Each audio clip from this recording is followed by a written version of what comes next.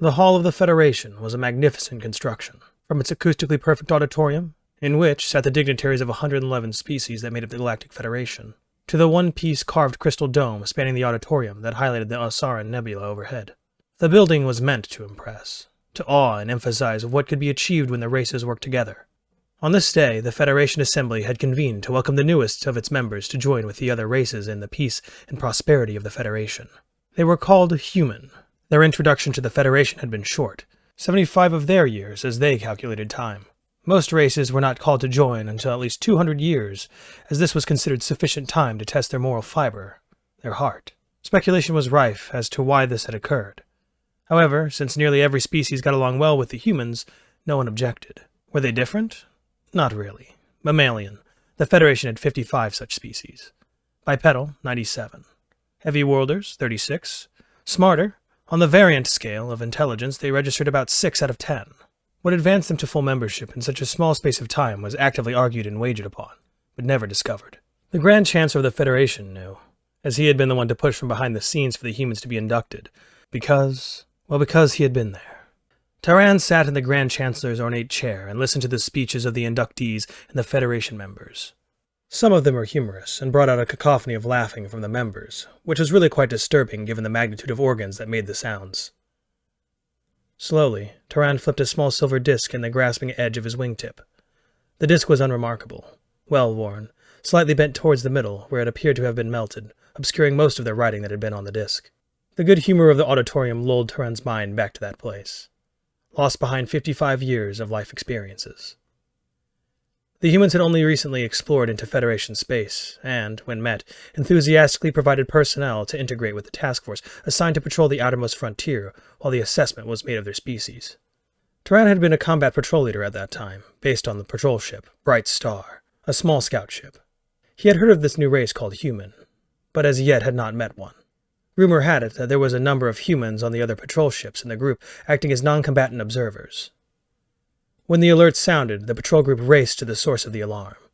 Oriton, a world at the edge of patrolled space that had been settled by a small number of Taran's own species, the Avorus, and 4 other groups from the Federation. For a winged species, the planet was a paradise of tall hills, moderate breezes with forests of tall native trees, on its way to becoming a resort planet.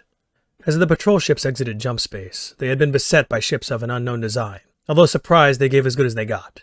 Eventually, to save what crew they could, both sides headed for the planet in their heavily damaged ships. Landing did not go well for either side, with more losses. On the ground, Taran assembled what forces he could, and marched to the only town on the planet that from where they had landed could be seen burning not far away. Taran did not have a word for what they marched into. He had since found one that had come from the humans he met later in life. Hell. They had marched into hell. The bloodied, partially eaten corpses of the town's populace were strewn everywhere. The enemy was sighted. Large bipedal, 4-armed beasts tearing apart a screaming Oriton, with their upper arms and eating the still-living flesh. The lower arms held a weapon of unknown potential that appeared to be made of a polymer-like material. As Taran and his patrol were noticed, the weapons were brought to bear and emitted a flash of plasma that obliterated 3 of Taran's comrades. Training kicked in, and he and his patrol hit the ground while returning fire, killing the 3 enemies before they could let off another burst. Not knowing if an alert had been sent to the Federation while their ships had been in space, Taran and his patrol fought a house-to-house battle for 13 days, slowly extracting the township's citizens one by one against an agile and aggressive enemy. Of the 8 patrol ships of the group, a force of 41 personnel was all that was left, and Taran was the last remaining officer. He knew they would not survive if they remained in the town. The enemy had the advantage over his forces. With over 200 years of peace, his force was well trained, but lacked the experience to fight an enemy that was aggressive to the point of madness, while not hesitating to feed off you if you fell. A strategic withdrawal was determined to be the best course of action. His patrol had not slept in days. They were exhausted both in body and in morale from the carnage they had seen. From the vantage point of a hill outside the town, they could hold the enemy at a distance. The sound of weapons fire from within the town woke Taran from his lethargy. "Patrol leader!" cried out his forward observer. "The tower!" Raising his monocular towards the highest building in town, Taran felt his blood run cold. This was why there were so few females and children in the groups they had rescued.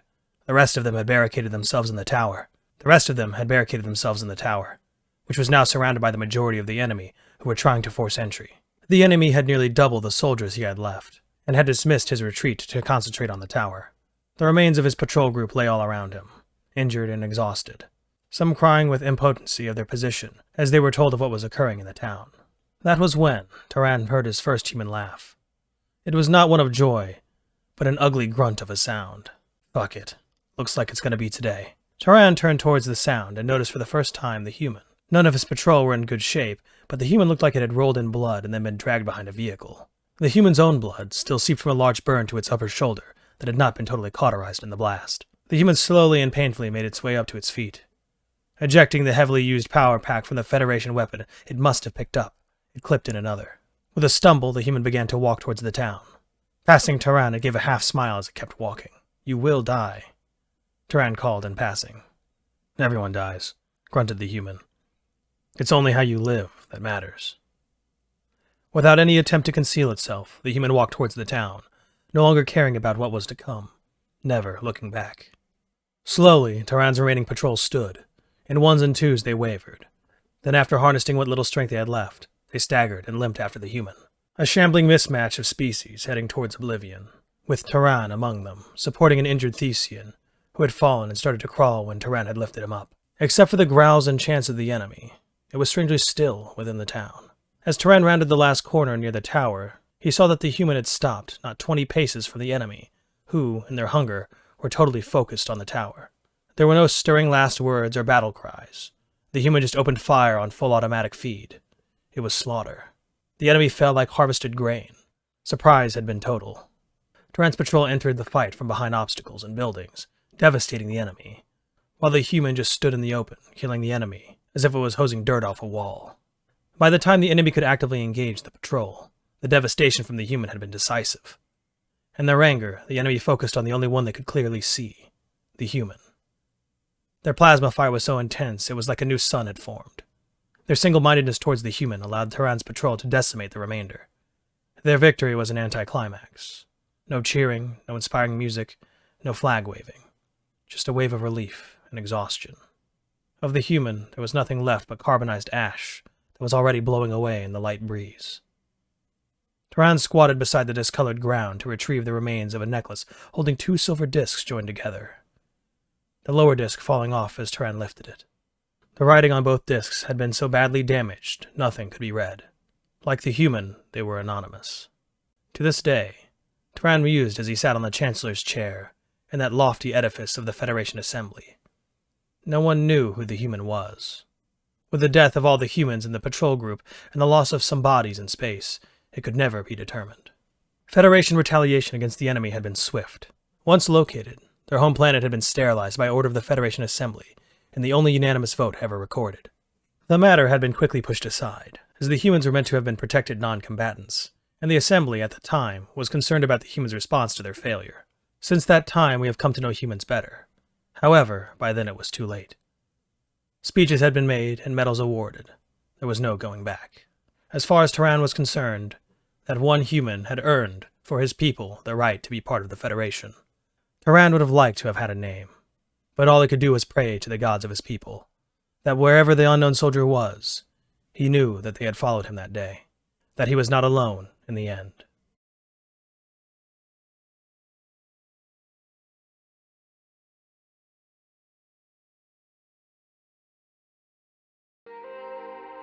Hey everybody, thanks for watching.